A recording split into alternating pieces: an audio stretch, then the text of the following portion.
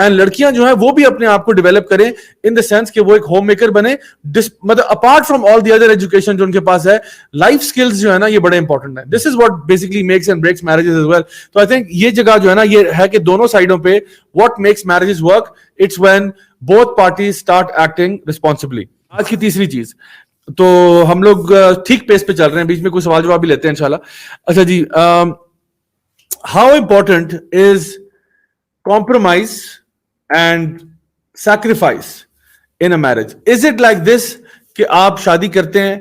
اور بس it's perfection, it's like a fairy tale and they lived happily ever after, the end, and now it's you are the prince, she is the princess, you live in a palace and people serve you and life is happy with butterflies and rainbows? کیا ایسے ہی ہوتا ہے یا کیا it's about compromise and sacrifice? شادی ہے ہی sacrifice کا نام. اگر آپ نے کمپرومائز کرنا نہیں سیکھا تو آپ چاہے جتنی مرضی, جو ہم نے پہلے باتیں کی نا, چاہے آپ جتنے مرضی رسپانسبل ہیں, چاہے آپ جتنے مرضی کمپیٹیبل شخص اپنے لیے ڈھونڈ کے لے کے آ جاتے ہیں, لیکن جب وہ شخص آپ کے گھر میں آ جائے گا نا, اس کے بعد ساری کی ساری گیم ہے ہی آپ کے کمپرومائز کی. کیونکہ جب آپ نے کسی بندے کو باہر سے دیکھا ہے, اس کے بارے میں باتیں سنی ہے, تو آپ کو اس کی بہت ساری اچھی کوالٹیز بھی پتا ہوں گی, لیکن آپ کو بہت سارے لوگ اس کے بارے میں ہر چیز نہیں بتا سکیں گے. وہ شخص جب آپ کے ساتھ رہنا شروع کرے گا تو اس کی پرسنالٹی کی جو کمیاں کوتاہیاں وہ آپ کے سامنے آنی شروع ہو جائیں گی, چاہے وہ لڑکا ہے چاہے وہ لڑکی ہے. جب وہ کمیاں کوتاہیاں سامنے آئیں گی نا, اس وقت ہم لوگوں کو جو ہے نا وہ کیا کہتے ہیں, ہمارا ببل جب وہ برسٹ ہوا تھا, ہمیں لگتا تھا یار یہ بندہ تو پرفیکٹ تھا, یہ تو غلطی نہیں کر سکتا تھا, یہ تو کیا کہتے ہیں یہ میری بیوی تھی, یہ تو اتنی اس کے بارے میں اتنی اچھی باتیں سنی تھی, اور یہ گھر میں آ کے جو ہے نا یہ صبح تک سوئی رہتی ہے, یا فلانا ہے, یہ بہت سارے مسئلے ہو سکتے ہیں. جب اس کے ساتھ رہنا شروع کرتے ہیں, پھر آپ کو یہ احساس کرنا چاہیے بنیادی طور پہ کہ وہ انسان ہے. صحیح.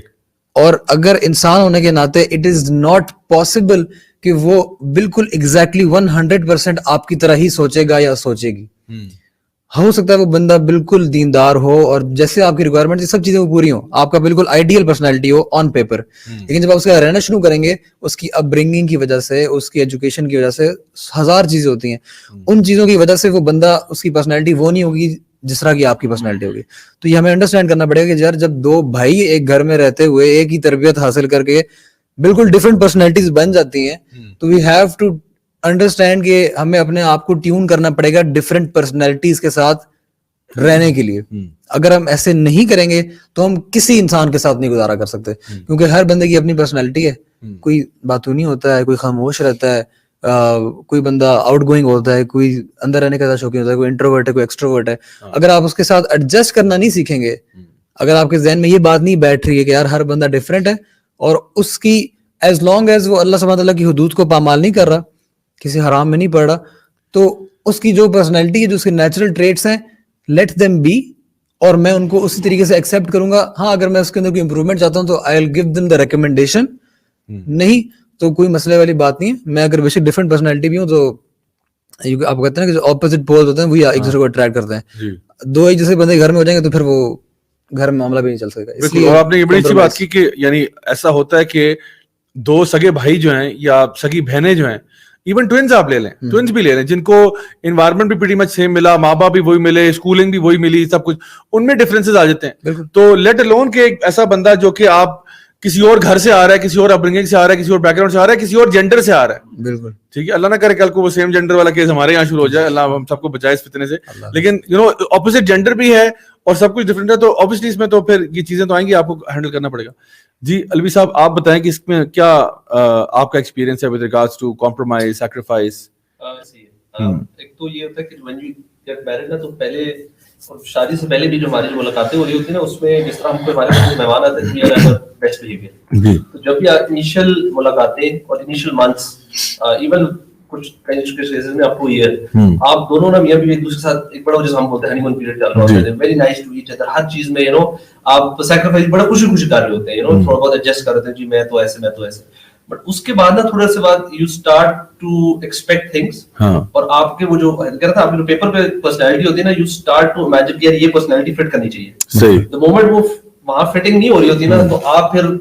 گڑبڑ کرنا شروع کر دیتے ہیں. صحیح. تو واٹ ہیپنز از کہ آپ جو اپنا اسپاؤس ہے اس کو اپنی ایکسپیکٹیشن کے مطابق دیکھنا چاہ رہے ہوتے ہیں, رائٹ. تو جب وہ نہیں ہوتے تو آپ کو کہتے ہیں ایسا بنے نہیں. صحیح. جب تک وہ بن نہیں پا رہے ہوتے تب تک پھر پرابلم شروع ہو جاتی ہے. تو یہ جو ایکسپیکٹیشنز آپ لے کے جو بیٹھے ہیں ان کو 2 منٹ کے لیے سائڈ پہ کرنا چاہیے,